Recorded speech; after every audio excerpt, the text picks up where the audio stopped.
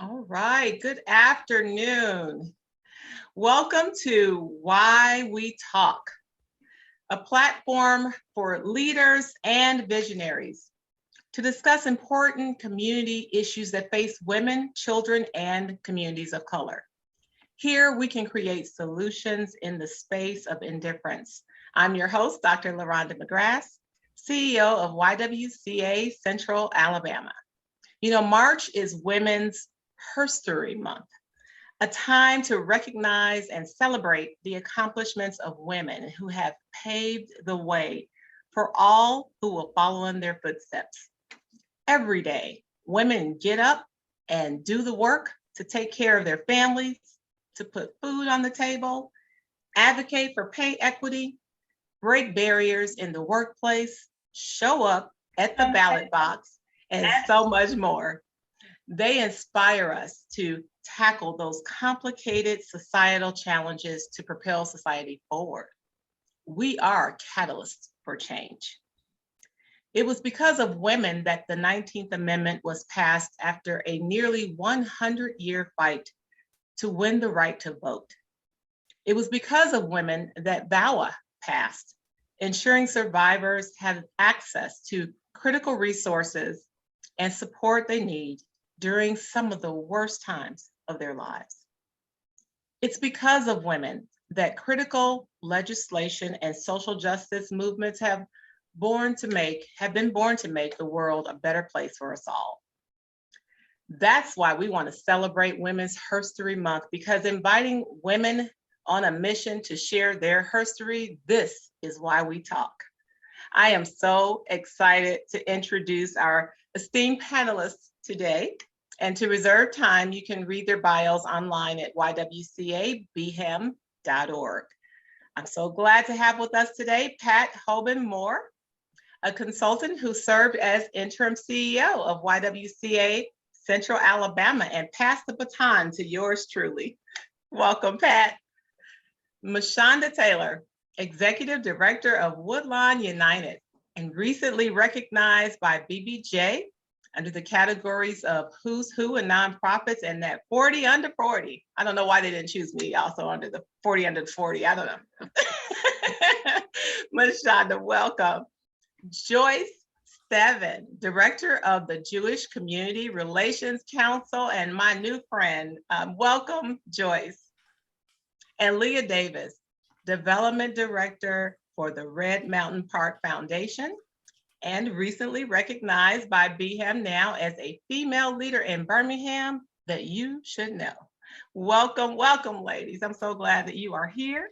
And I am so looking forward to this conversation. When I heard that we had gotten all of you together, I really got very excited because there's something about being in the presence of such incredible women that gives me energy. So let's begin. There's something I want to ask you first, which let's see, our mission here at the YW is to eliminate racism, empower women, and promote peace, justice, freedom, and dignity for all.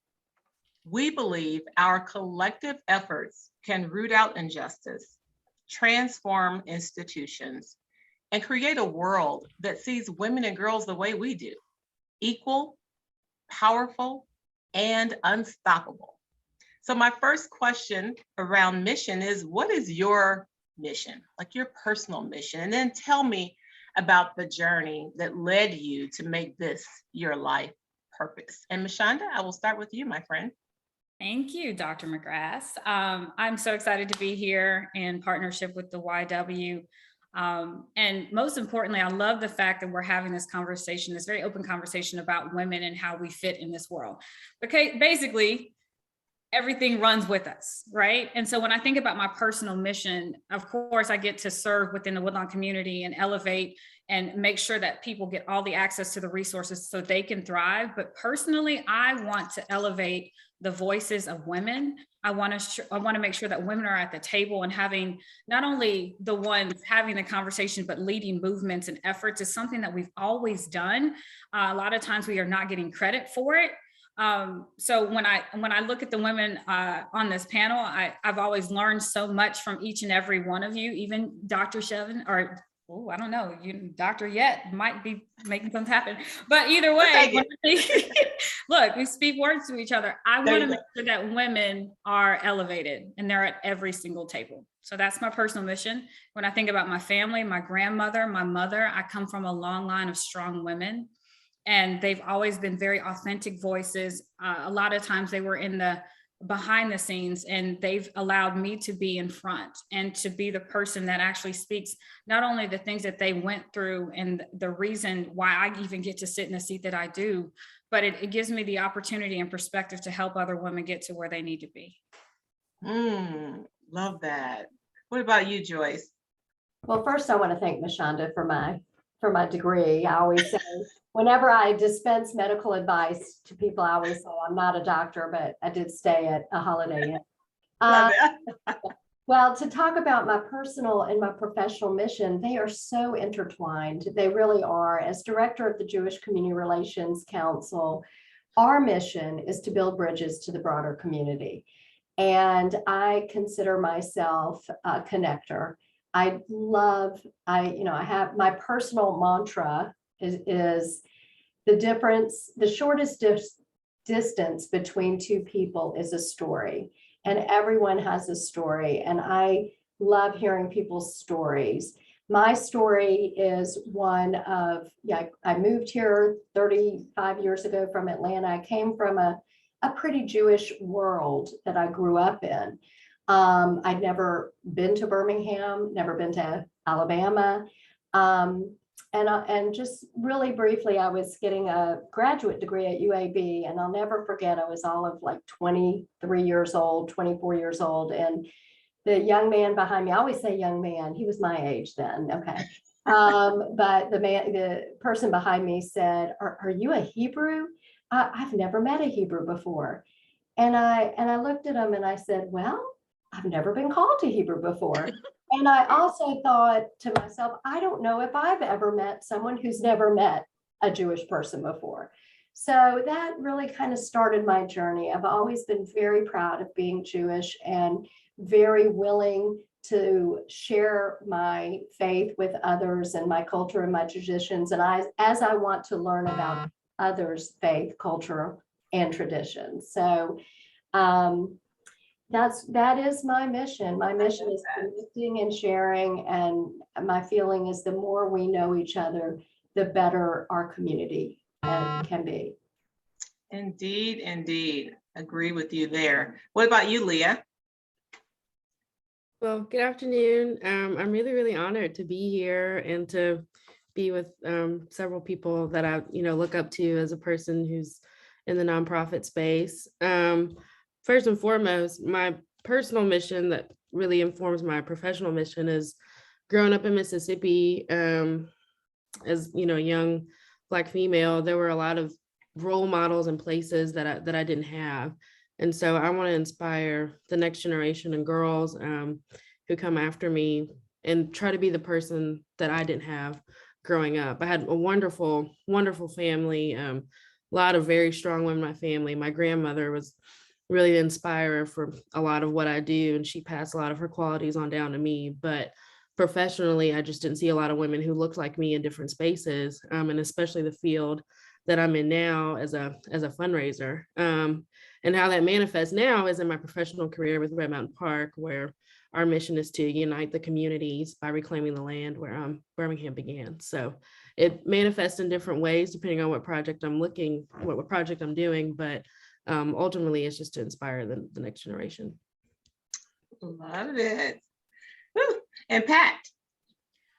Well, I was very fortunate that I had strong women in my life. My two grandmothers were both widows in their early stage, one an immigrant and one born here in the United States. But I was also raised by those women and had that example. And my father, who was a civil servant, and they taught us that we owed something back to the community from which we derived our livelihood and our sense of where we belong. So that was my inspiration from them familially. And all of us stand on the shoulders of the people who generations before. And the other thing is, for me, is professionally, is that I have always felt a sense, growing up in a very diverse community in Detroit, and then working almost all of my career south of the Mason-Dixon, or what we call the hash brown line, when they start serving grits instead of hash browns at the Denny's. And my commitment is that until we have a place for everyone at the table, and everyone who has a place at the table has a voice, my work is not done.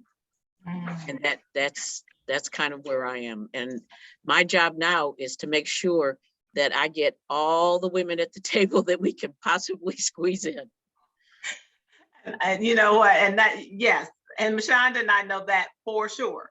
And Pat is certainly a person who, I think, you talk about strong women and being able to pull women together, and a connector, as Joyce said. I mean, she has certainly been that for me since arriving in Birmingham. So thank you all for those inspiring mission and your purpose.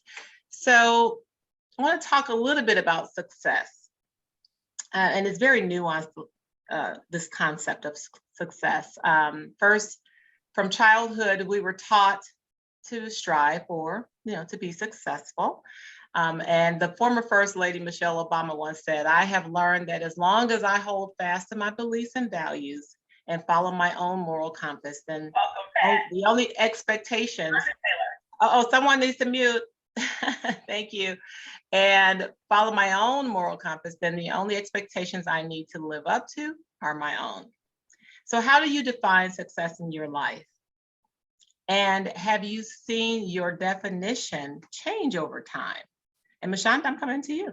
Yeah, absolutely. Success. So when you're younger, you think success is a degree, a monetary amount, a title, all these different things. And sitting now, 38, just recently had a birthday a couple of weeks ago, and just really was reflecting back. All right, we got the degree. Okay. We are in an amazing place with an awesome team that we get to serve alongside of a community, eliminating generational poverty. That's amazing. We actually get the opportunity to sit at tables and make change happen. That's amazing. But I think the internal things of what success, like, am I a good person, right? Am I a good daughter? Are the people around me growing, right? It's bigger than just me. So now when I think about success, I'm like, how am I sewing into other people? How am I making it so Leah's life is easier, and the battles that I faced are not there, or the burdens are not there, or the barriers are not there, so she can get to the next level, so we can continue the mission of making sure that this world is broadly a greater place. So when I think about success, it's more internalized, but it's also more connected to other people and their success, growing other leaders, making sure that I'm not the only one that's in the conversation speaking, that I'm listening now. I'm having more thoughtful conversations and being present. So I think success is that. I think being the voice, but then also knowing that there are other voices and elevating those as well. Wow, I love that. And happy belated birthday, my friend. I love that. Joyce, what about you? This question challenged me because I put a lot of pressure on myself. So I always, and I'm thinking success. I don't even know if I've had what is success? But I think that in my role as the Jewish community relations professional, I feel like my success comes when in little ways, when people that I've connected with will use a Yiddish expression that never knew the first thing about Yiddish, or the cafeteria worker at a public school emails me and says, "Hey, Passover's coming. Can you share some recipes that we can make in our cafeteria to accommodate your Jewish students?" And those, to me, those connections that I've made, the ripple effects, the education that I've been able to convey and to help people understand better about the Jewish community. Those are the little successes. But also you know, Mashonda, Leah, y'all are just so inspiring, such inspiring young women. And I feel like I'm entering the wise woman phase of my life. I mean, I have entered it. Okay. I turned 60 in December. And I now look at success as seeing those that I've had the privilege of working with, those young women, and touch their lives, seeing them succeed. And there is nothing better than that. Oh, agree. I love it. I'm not too far away, Joyce. So we're in the same. We'll talk about that one later. We'll talk about that later. How about you, Leah?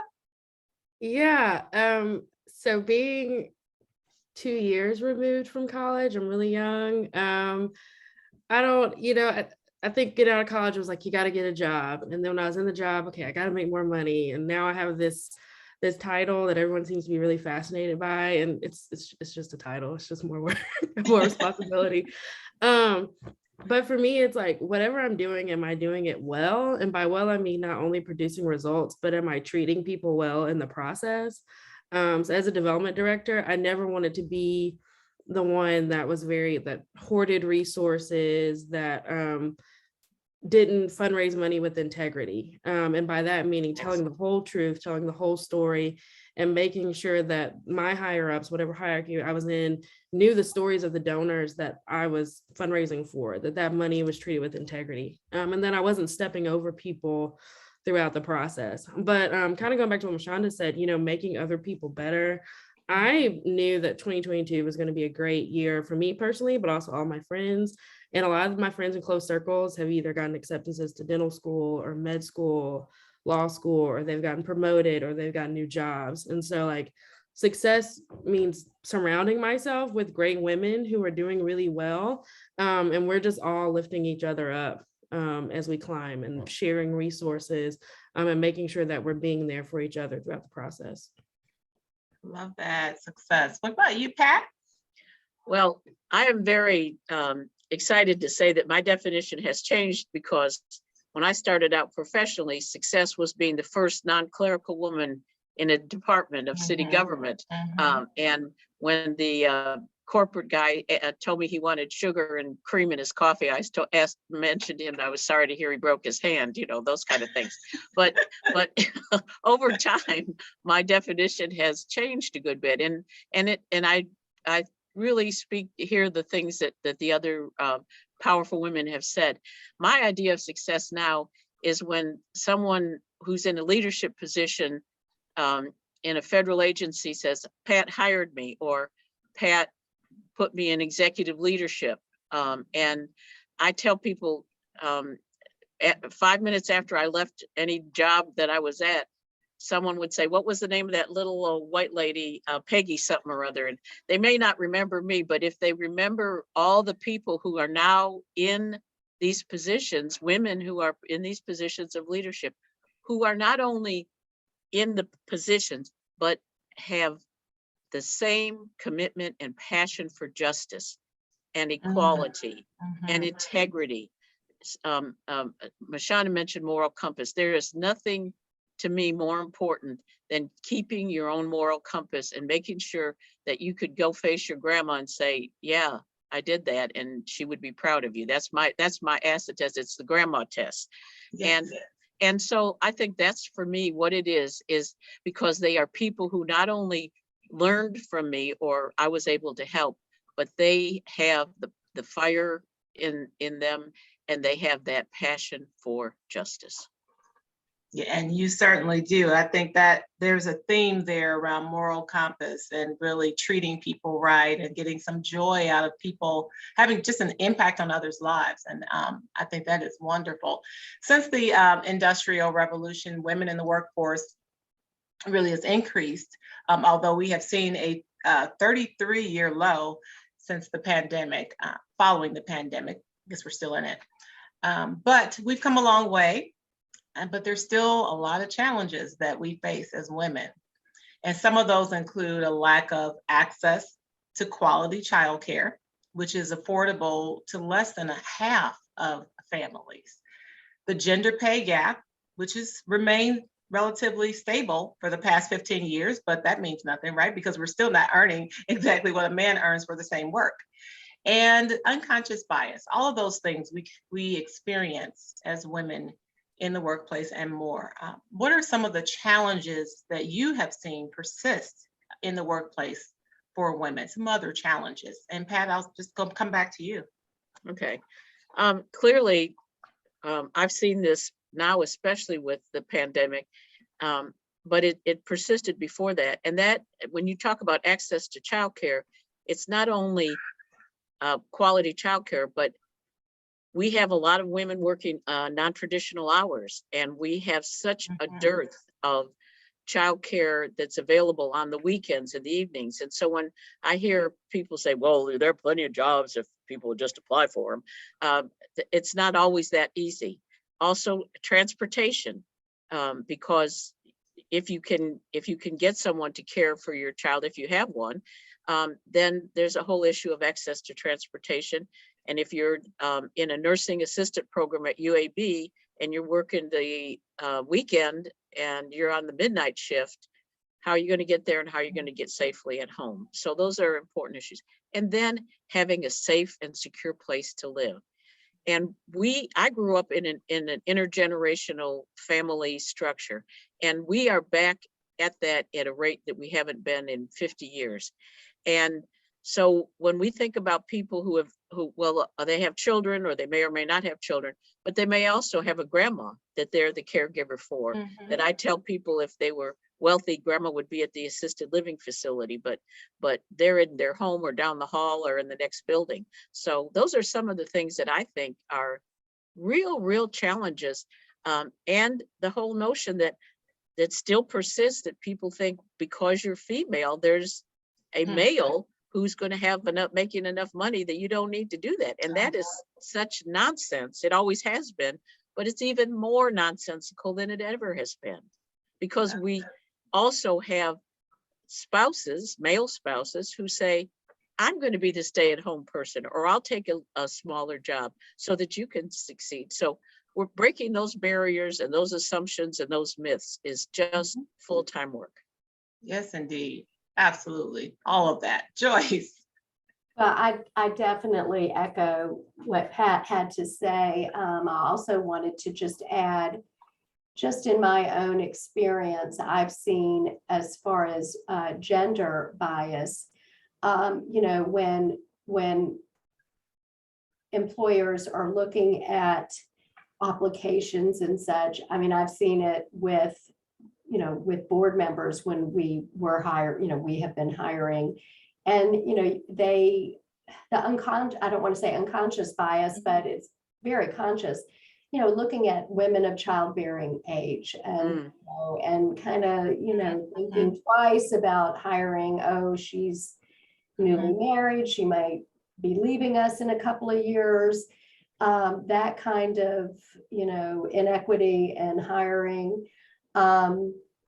I personally was the victim of age bias, in my opinion, and marital status bias. I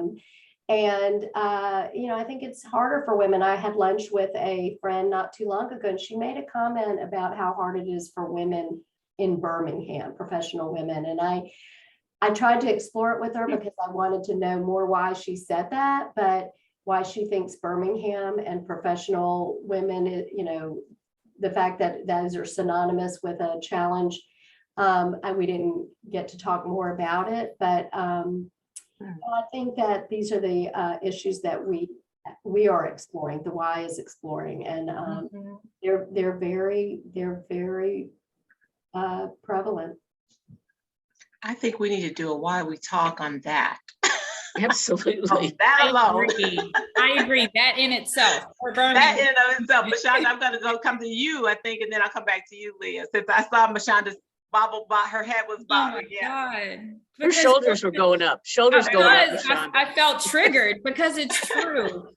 Birmingham is such an interesting place, and it's very patriarchal. And I've seen it play out in so many different ways, in so many different positions, where men are elevated and given titles, money, everything when they'll hire the woman who's actually doing the work in the background. And it's very hard to watch.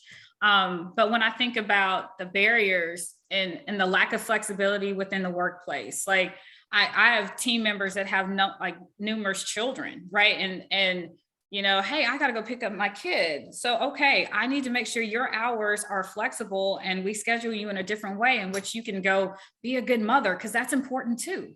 I think I'm seeing, and I know I'm seeing, there is this ageism. You're right. It's ageism on both sides. I've seen it where, oh, well, she's too young, or she's not experienced enough, when I have a decade of experience that came to the table before I sit in this role, right? The things that you don't necessarily want to see. And it always is going to go back to the pay. Like Beyonce said, pay me what you owe me. Pay me in equity. I'm quoting Beyonce, but like, it is the truth. Pay me for my time, my talents, and the things that I bring to the table. And then also it's our responsibility to pay the people that we employ equitably as well. And there have been certain situations where I'm looking, I've looked at the way our pay scales and looked at experience, thinking about what are the barriers to someone getting a job. Sometimes it's a degree that they might not have, but they've got 15 years of experience doing the work. That is synonymous.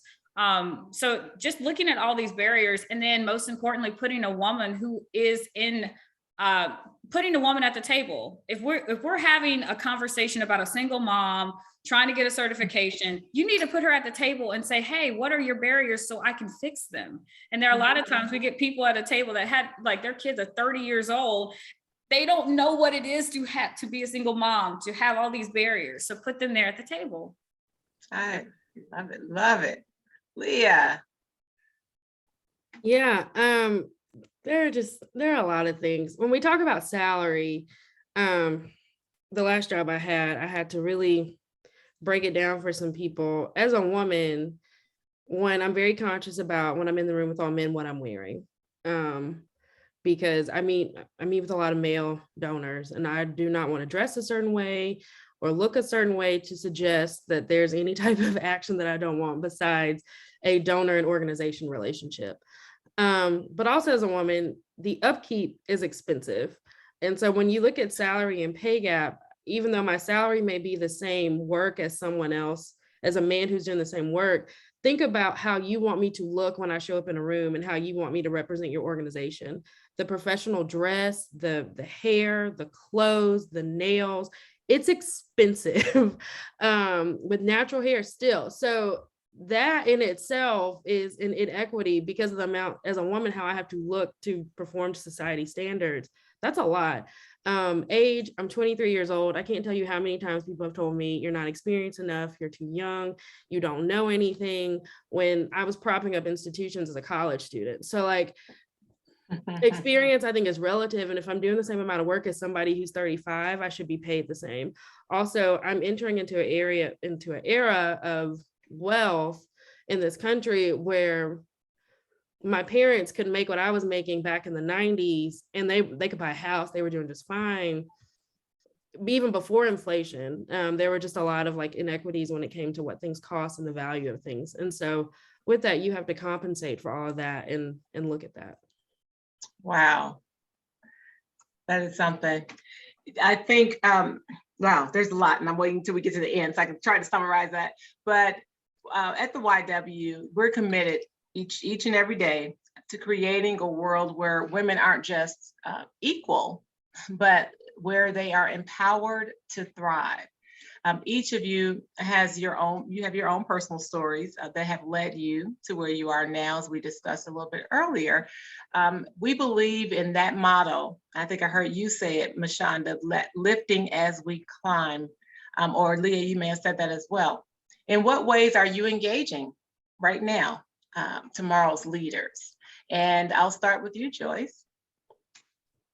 Thank you. Well, I just wanted to tell Leah that as you get older, that upkeep gets more expensive. That's right. Just a point I needed to make. Oh goodness, now I forgot the question. I'm kidding. Yes. No, how Lifting, yeah, how are you helping? how am I helping? Yeah, Well, lifting it. Mhm. you know, when I first started in my professional role, there was a woman in the workplace and who, she wasn't my supervisor, but she was toxic. She was horribly toxic. And I'm sure many of you who are watching may have experienced that. And it was terrible. And I never forgot that this was a woman who could have mentored, could have lifted up the younger workers, but instead she made us all terrified and cry. And when I assumed a leadership role, when I became the executive director of Magic Moments, I had a wonderful staff of all young women interns, young women right out of college. And I just loved it. I loved helping them succeed. Everything we've said thus far, I remember and I hope she's watching, one of my staff sent her to Auburn to speak about the organization. She was terrified. She was speaking to the nursing school. And I just kept saying, she kept saying, please, will you go? Will you go? Will you do it? I said, no, you're going to do it. You're going to do it. You're going to do it. And you're going to be great. And she called me from the road afterwards and said, I did it. And I was great. And I said, and I knew you would be. I felt like she left the nest and flew. And I get such passion from that. I'm making sure I don't answer too much, but I agree. Engaging our leaders. I just take such delight in encouraging young women and seeing them and lifting them and helping them see their potential. I don't feel like I did it when I was, not that there weren't people encouraging me. It was me did not see my worth. And that's what I love, to see that they see their worth and their value. Such a wonderful feeling. Pat, what about you? Well, one of the things I do is get women together to gather in sisterhood and give each other moral support and encouragement, and sometimes help solve problems, because a lot of women, especially in the nonprofit world, don't have someone else in their organization who's a peer that they can go to and say, this thing has come up and what did you do about it? And so there's some collective safety net in all of those things. But my mantra through my career has been simply this, and for people to sometimes recognize the beauty that they have within their organizations. I had that experience at Woodlawn. When they said, well, we're going to recruit for a permanent person. I said, well, she's sitting right next door to me. Hello, anybody in there? And then it came to be. So, but this is I use the 6th century philosopher Lao Tzu, who said, a leader is best when people barely know he or she exists. Not so good when they obey and acclaim. Worse when they fear and despise. Fail to honor the people and they will fail to honor you. But of a good leader, when the work is done, the aim fulfilled, they will say we did it ourselves. And that's, to me, what my job is to do, to make sure that I give everyone that I have the honor of working with or touching professionally, to make sure that they have what they need to do it themselves. Well, Mashonda and I can testify. I'm telling you, I know, Mashonda, you have something to say about this. Yeah, for Pat is the definition of this question, right? So I think about her ability to just bring people together, and women that have never actually even met each other before. And the group that we have, Women in Local Leadership. We have been meeting for 2 years. 2 years. We started in person, then we went virtual, and we're starting to get back in person again. But it's the ability to connect to women that are peers. And there are certain things that other people, either in other sectors, cannot answer these questions and have these conversations with you. And honestly, just to feel supported. So I have to say thank you and give much acknowledgement and gratitude to Pat and to LaRonda, because They have been so supportive. And I think that's what it is. That I have the ability to mentor women now sitting in leadership and giving them the opportunity to see themselves in these positions. I think that was the issue that I had before. There was no one that I saw, with the exception of a couple of women that look like me, in these positions. And so to have the support and to know that we won't let you fail, that we're surrounding you, that has been the game changer for me. And so I don't know if I answered the question, but I'm living it. No, it's perfect. I think that it doesn't matter. Yeah. We'll go with the flow. Good. I think, yeah, failure is not an option. And when Leah, I know she mentioned too about that, just that support. But Leah, what do you think? How are you helping lift as you climb? And you're climbing. One, I never climb alone. I think there are people lifting me up, and we're paying homage. So when I was looking at the job at Red Mountain, I knew I had to talk to Mashonda, and the development director that she used to have, they sat down with me, and I was like, I'm not qualified for this job. I don't think I can do this. And she sat with me and she said, yes, you are. And she said, why do you think you're not? And she made me list out the reasons of why do you think you're not? What do like everything. And she dispelled all the myths that I had about myself, and her and several other really strong women did that for me, because I was like, I just don't know.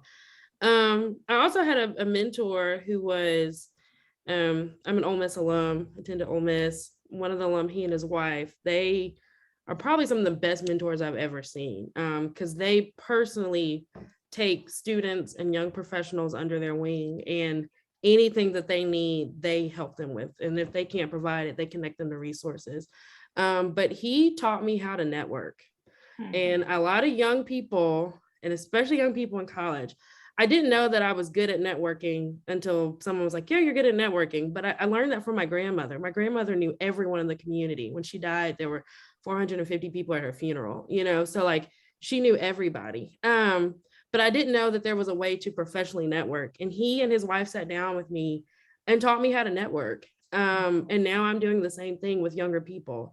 I am going back to my institution and college students who need help. I'm writing networking plans for them and showing them that, like, if you want to get here, here's how you get here. I don't know all the paths and ways, but I can connect you to people who can help you, and you can put your plan in place. Doing the same thing for my sister and several other people. So I think it's one, giving back, and like, I don't want to be the only one. I don't want to be the only one who looks like me. I don't want to be the youngest person. And like, I don't aspire to that, because that's not how cities and organizations, that's not how they grow, and that's not how they sustain. So whatever I can do that made me successful, whatever that looks like, I'm going to keep passing it on. Love it. So this next question is a little connected to the previous question. And Joyce, just maybe one thought about what is the most important message you want to send out to young women thinking about their careers? Well, I would say, and it sounds so trite, but you can do it. I mean, you don't ever let anyone make you feel less, that you are valuable, you are worthy. Chances are, when you're going up, people who may be older than you, or a different gender, or maybe I can't, whatever. Chances are you know just as much or more than they do. And I speak, again, I sound like, I wish I had an ounce of the poise and confidence that I'm hearing from Leah and Mashonda at that age. Well, maybe when I was Mashonda's age, but Leah's, I was still figuring it all out. And she's got it figured out. And, but just know that you're a Leah, that you can do it, and you are worthy. And that's just my advice. I really don't ever think that you're less, because you're not, you're more. I love that. And I have a new motto: you are a Leah. Love it. Love that. What about you, Pat? What is that thing that you would say?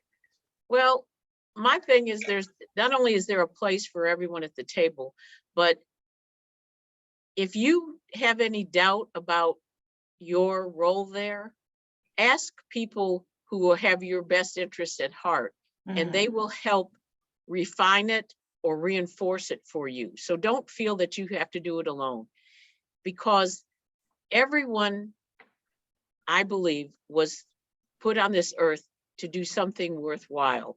And if you don't step up, it will leave that hole in the universe of our social fabric. And so to encourage the nobility, the integrity, the excitement, and then to say to that person, hey, and you know what, if you're having a bad day, call me, I'll help you.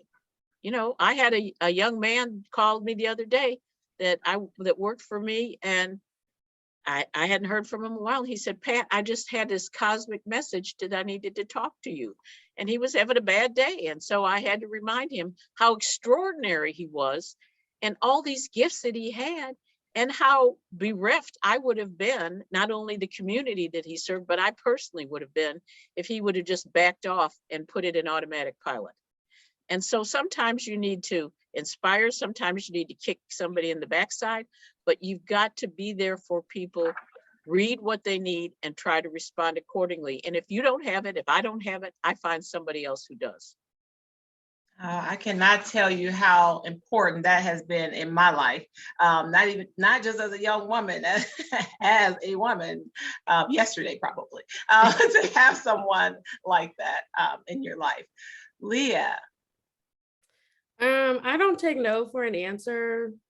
I don't, I call it like I live in a state of delusion, but like if people tell me no, I don't, what does that mean? So like in my previous job, and they were like, that doesn't fit into our model. Okay, well, I just found a way to make it work. You know, I asked for forgiveness later.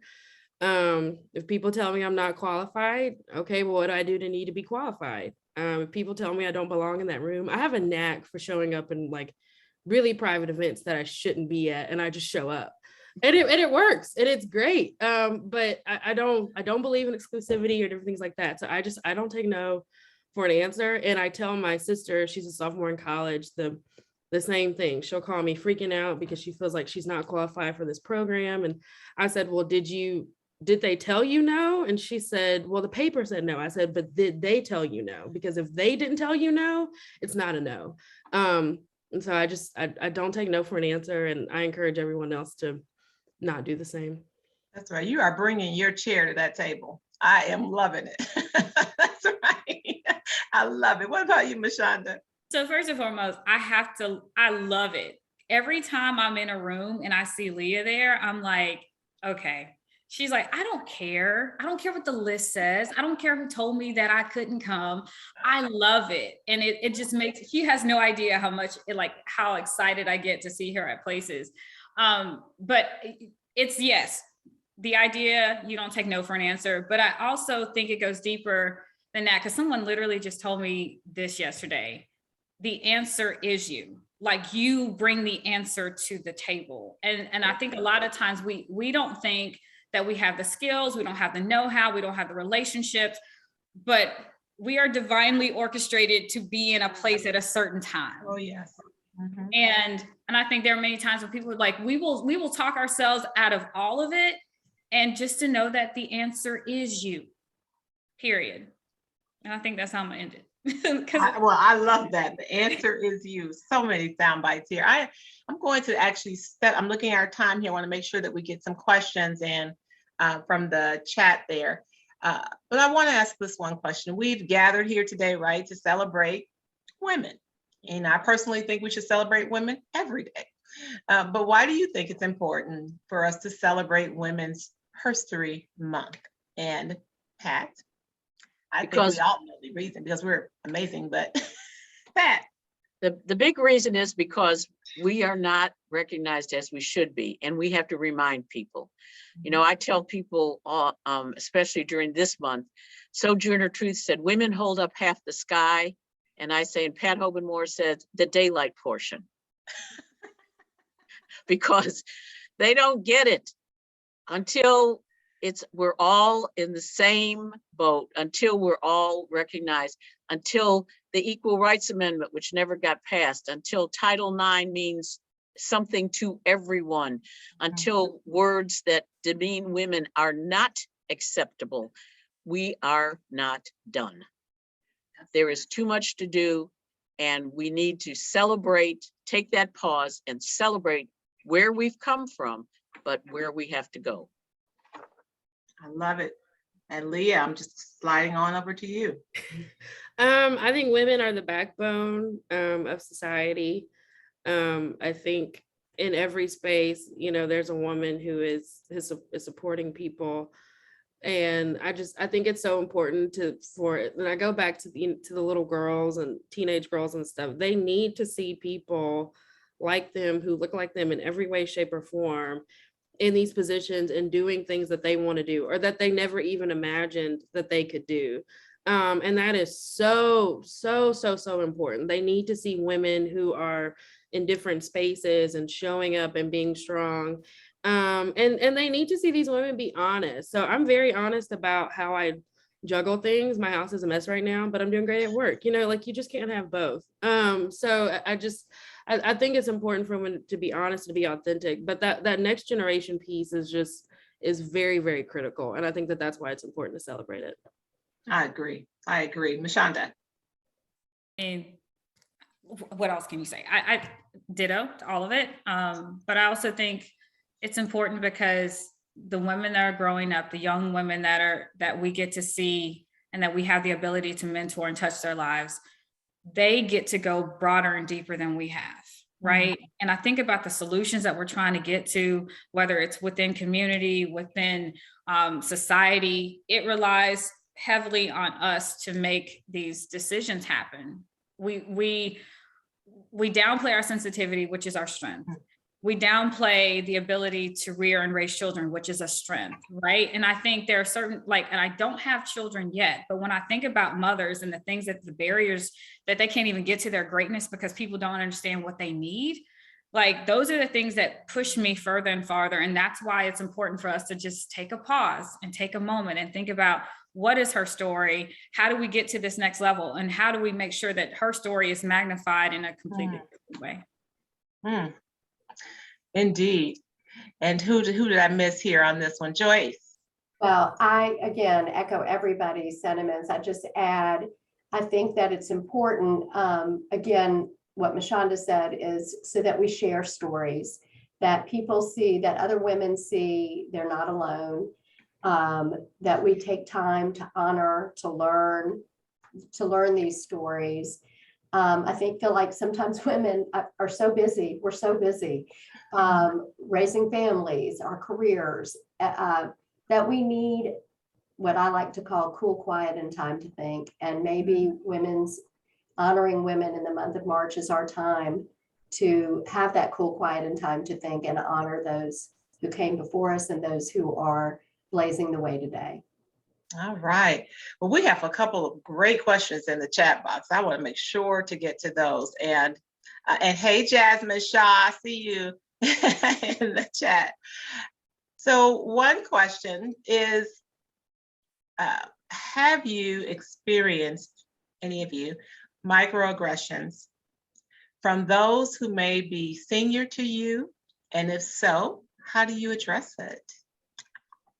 Ooh, who would like that one? I think we've all experienced some microaggressions. This one says specifically from those who may be senior to you.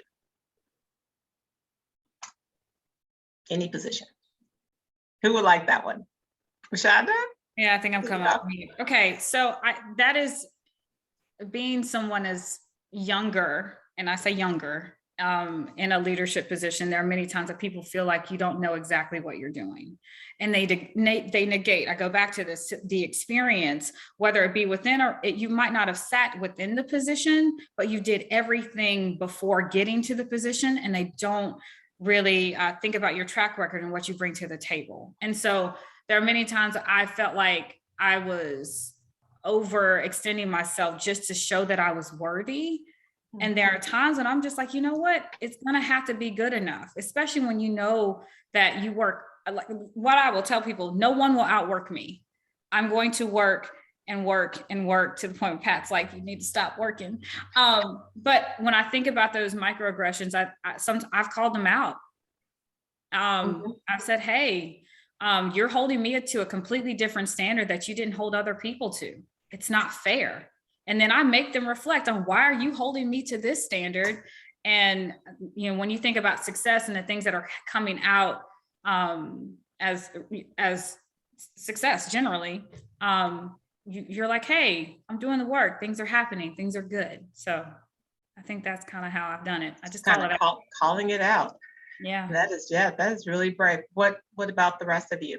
Any experience there? I had an experience early in my career where my senior, instead of, as we said before, lifting me up, basically set me up to fail. Mhm. And in a particular instance, and it was a programmatic opportunity. I never forgot that, because I could have been handled so differently. I didn't have the courage or the confidence to call him out, but I never forgot it. And I knew when my time came to be the supervisor, I never ever left my staff without the tools to succeed and to be here to support them. And so that was a life lesson. And yeah. Well, yeah, what I'm hearing there is that commitment to not be like that person, right? To be better than, yeah. Sometimes experiences come in our lives and then we're like, I'm going to take that, won't use that tool, or I'll take this one. Take what you will and put in your toolbox and leave the rest. All right. Can we talk salary negotiations? So if you've received that job offer, are there any specific tips either of you may have that you've used to quantify your worth, your monetary worth? So let's see, Leah. I'll go. There's a myth, and I know we've all had this discussion before. There's a myth that just because you work in nonprofit that like you shouldn't be able to pay your bills because like you're dedicated to the mission, you know, you're overworking. I resist that wholeheartedly and completely. One, because it perpetuates the myth of, it perpetuates the wealth and equity in nonprofits in Birmingham are very white for a specific reason, because a lot of these women, and not to speak ill, but some of them did come from wealthy families or have wealthy husbands at home. So I've heard so much of like, well, I didn't need the money. So, you know, that's why the salary is so low.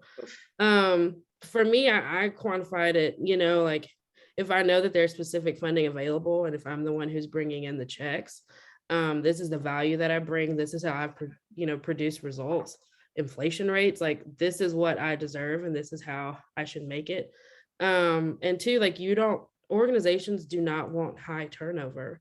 They really don't, especially not in this day and age. And so like whatever they need to do to keep you and to keep you happy is what they should do. And if they don't, then like you just need to walk away or find something different. You, Miss Leah. Mashonda. I'm gonna say, don't accept the first offer, ever. Always go back. Men always go back and they respond, whether it be a salary increase, whether it be more vacation time, whatever it is. I think you need to decide individually, what is that for you? Is it, I want to make more money, or do I want to get a certification or another degree? You figure that out, whatever that is for yourself, and ask for it. The worst that they could do is say no. And I think that's the issue. I've had team members that did not negotiate, and I got mad. You know, people that have gone to other places, and I'm like, no, I would have rather you come to me and ask me, all right, let's figure out how you can get the best bang for your buck. Is it more vacation time? Is it another degree? You need to ask for what you feel that you deserve. And a lot of times, if you have the skills and because I've given you the job and offered you the job, you do. Yeah, it's interesting. I don't know where men learn it, right? And then, but women for some reason. Pat. I was just going to add, do your homework, talk to the women who are here on this panel and their counterparts, and always tell yourself, I have value. Don't let anyone get in your head and diminish your self-esteem and your notion of your value. And then you have to find an authentic way to address it. Mashonda alluded to this early in my career, because I started out as the first woman of this, or the first time they had a woman doing that. I used humor, but it was a little barbed, and people thought it was funny until they went back and said, oh, wait a minute, she's really slammed me. I worked with two guys when I was hired, the first woman in the city department, and a visitor said, well, we never have seen a woman in this job. And two of the guys, said, oh yeah, well, Pat slept her way to the top. And I leaned over and I said, obviously not with any of these people. So I think you have to find an authentic way to address it, but take the message home. And Pat's humor, let me tell you, she will get you. And you know, I just been got. So funny. Please finish this sentence. I hope to see a world one day where women are fill in the blank. And let's start with Joyce. Oh, I knew you were going to do that. Oh, yeah. Gosh, I would say that women, and again, back to where women are valued, where women are appreciated. I know that, but you know, when you think about it, and we've talked about it on this program today, what women do, I always go back, you know, I am one generation removed from my mother's generation. My mother was extremely smart, but she was of that generation that you get married, you have kids. And, but she worked all these different jobs to help keep our family, you know, able to afford things, you know, like summer camp, and gave us everything we needed and a little bit of what we wanted. But I think that a world where women are appreciated in terms of everything that we do, and we do it all. We raise families, we lead corporations, we in our nonprofit world, we are the protectors of our community and those are humans around us. And we're doing it. I mean, I'm not diminishing men in any way, but the women are the backbone of society. Oh boy, that's almost an end quote right there. They absolutely are. Is there one more to this one, and then we'll get to the very last question? You envision a world where one day women are. What about you, Pat? Where women are revered, respected, and where we don't have to celebrate Women's History Month anymore, because we're living at 365 days. And so that when Leah is in the position and age and tenure that I am, someone's going to say to her, really, that went on? Are you kidding me? You knew about that, Leah? Oh my gosh. Because it'll be right. Fiction and history, and you're going to go, are you freaking kidding me? That's right. That's right. That's what we're working toward. So, okay, as we wrap it up here with you ladies, what about a good book? We like to leave people with some resources. Do you have a good book, an article, or a podcast that you would like to leave us with today? And if you have one, just let me know. Who would like to share? I'll go first. Yeah. I don't know if she's watching, but there's a local lady in Birmingham. Her name is Sarah Catherine Vaughn, and she has a podcast called The Ladies Who Lead. I was on the first season, so just a little shameless plug. But she's interviewing women who are leaders and just asking them how they got to their career, their different success. And she's a good friend of mine, and I really want to uplift that as much as possible. She's having an upcoming webinar on Monday, and I can drop more details in the chat. But the Ladies Who Lead podcast, it's all about women and uplifting women in all different types of industries, fields, all that. Yes, if you can put it in the chat for folks. Anyone else? I've been obsessed with Renee Brown. So her podcasts are amazing. And then also First Lady Michelle Obama's podcast after she wrote her book. Amazing. The complexities of her being a woman and also leading from behind, just really great podcast. Great. Well, I have so enjoyed our conversation today. Women are truly powerful. They are truly the backbone of society. All of us have these strong women in our lives, and they in turn have made us who we are. I am blessed and richer for knowing each and every one of you. Thank you so much for being here. I appreciate you so much. And I'll talk to you really soon. And thank you all for joining us. Thank you.